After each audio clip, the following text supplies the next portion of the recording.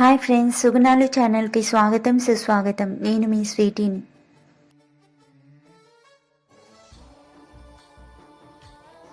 మొదటి ఉత్సవం. భారతదేశంలో వినాయక చవితిని పెద్ద స్థాయిలో జరిపిన మొదటి వ్యక్తి లోకమాన్య బాలగంగాధర్ తిలక్.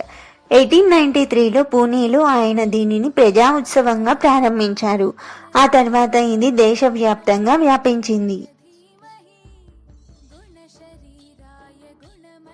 గణేశుడి రూపాల సంఖ్య. గణేశుడికి సుమారు 108 భిన్నమైన పేర్లు ఉన్నాయి. వినాయకుడు, విఘ్నేశ్వరుడు, గణపతి, లంబోదరుడు, గజాననుడు వంటివి.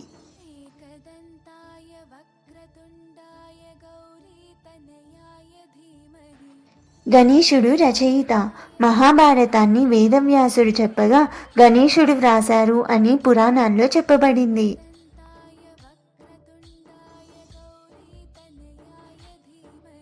విగ్రహాల తయారీ రహస్యం. పర్యావరణ హితం కోసం గణేష విగ్రహాలను పూర్వం మట్టి, పసుపు, గోమయంతో తయారు చేసేవారు. నేటికి కొన్ని ప్రాంతాల్లో మట్టి గణేశుణ్ణి శుద్ధమైన విగ్రహంగా పూజిస్తారు.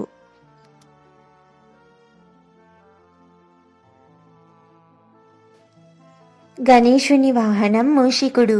చిన్న ఎలుక వాహనంగా ఉండటానికి ఒక అర్థం ఉంది. ఎంత పెద్ద సమస్యలైనా చిన్న పరిష్కారంతో జయించవచ్చు అనే బోధన.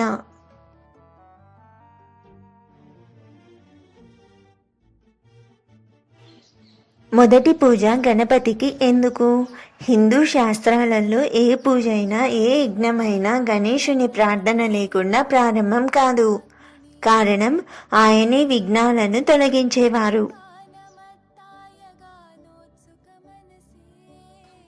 కొన్ని రాష్ట్రాల్లో ప్రత్యేకతలు. ఆంధ్రప్రదేశ్ అండ్ తెలంగాణలో కలశ పూజతో వినాయకుణ్ణి ఆహ్వానిస్తారు. మహారాష్ట్రలో గణేష్ చతుర్థి 10 రోజుల పాటు ఘనంగా జరుపుతారు. తమిళనాడులో పిల్లయ్య చతుర్థి అని పిలుస్తారు.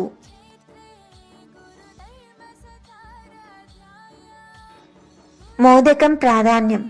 గణేశుడికి ఇష్టమైన ప్రసాదం మోదకం. తెలుగులో ఉక్కరుండలు లేదా కుదుములు అంటారు.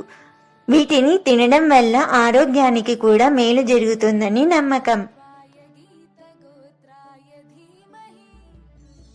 విగ్రహ నిమజ్జనం వెనుక రహస్యం. మట్టి విగ్రహాన్ని నీటిలో కలపడం అంటే జీవితం తాత్కాలికం అని గుర్తు చేయడం. మానవుడు ప్రకృతిలో నుంచి పుట్టి తిరిగి ప్రకృతిలో కలిసిపోవాలి అన్న భావన. గణేశుడు మరియు చంద్రుడు.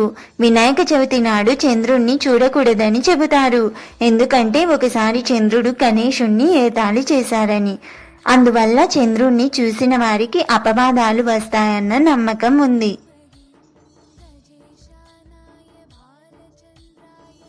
గణపతి మరియు అష్టవినాయకులు.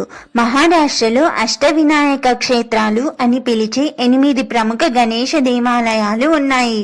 ప్రతి ఆలయంలో గణపతి విగ్రహం ఒక ప్రత్యేకమైన రూపంలో ఉంటుంది.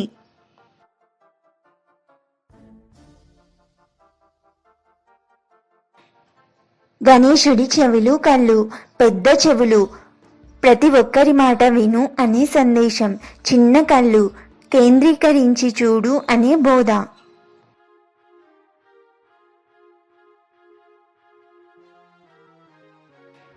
ఎందుకు కుడి తొండం వర్సెస్ ఎడమ తొండం? గణేశుడి విగ్రహాలలో తొండం ఎడమ వైపు ఉంటే అది శాంతిని సూచిస్తుంది, కుడివైపు ఉంటే అది శక్తిని సూచిస్తుంది. అలాంటి విగ్రహాన్ని పూజించడం కఠినమైన నియమాలతోనే చేస్తారు.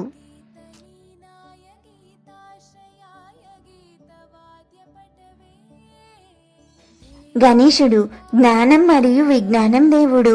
విద్యార్థులు గణపతిని ప్రత్యేకంగా పూజించడానికి కారణం ఏంటంటే ఆయనే బుద్ధి, జ్ఞానం, విజయానికి అధిపతి. వినాయక చవితి మరియు స్వాతంత్రం. బ్రిటిష్ కాలంలో వినాయక చవితిని ప్రజా ఉత్సవంగా మార్చి జాతీయ ఏకతను పెంచిన పండుగ ఇదే.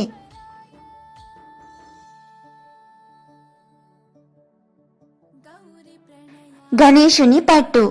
గణపతి విగ్రహం చేతిలో ఉండే పాశం అంటే మనస్సు అదుపులో ఉంచుకోవాలి అనే సూచన.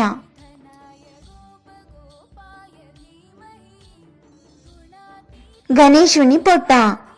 లంబోదరుడు అంటే పెద్ద పొట్ట.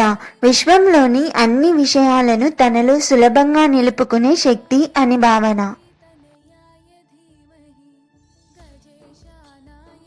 108 హారతి దీపాలు.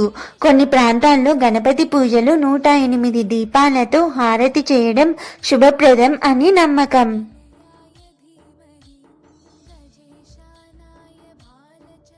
గణపతి మరియు 5 చేతి చిహ్నాలు.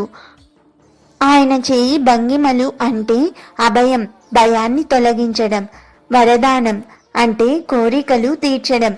పాశం కట్టడి చేయడం. అంకుశం మార్గం చూపడం. లడ్డు ఆనందం సంపద.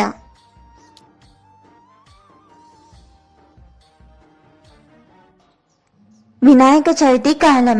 చాలా మంది ఒక్కరోజు మాత్రమే జరుపుకుంటారు, కానీ మహారాష్ట్ర, గోవా వంటి ప్రాంతాల్లో 10 రోజుల పాటు జరుపుతూ చివరి రోజున అనంత చతుర్దశి నాడు నిమజ్జనం చేస్తారు. Thank you friends. Bye bye.